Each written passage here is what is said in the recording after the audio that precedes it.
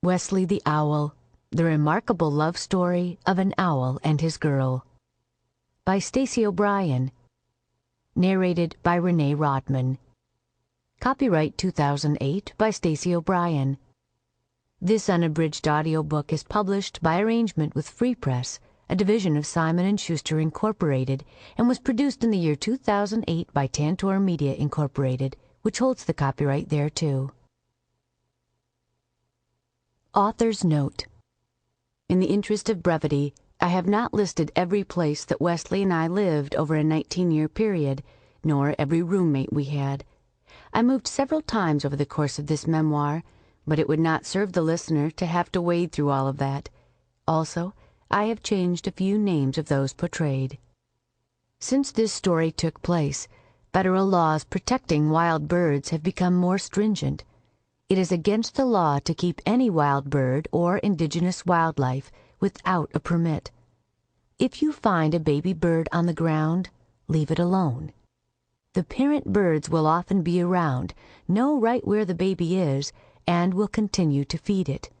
Before interfering, first observe the baby bird. Keep away potential predators, cats, dogs, and intervene only after you have observed it for a couple of hours, determining clearly that the baby is not being tended to. If you can reach its nest, try putting it back in the nest. Then watch to see if the parents return within an hour. Parents will not reject a baby bird that's been touched by a human or animal. Birds cannot smell the way mammals can. If you can't replace the bird in its nest, take it to an animal rescue center. Workers there will know of a certified wildlife rehabilitator who can take care of it. There is much urgent work still to be done to protect animals from abuse, exploitation, and destruction of their environment.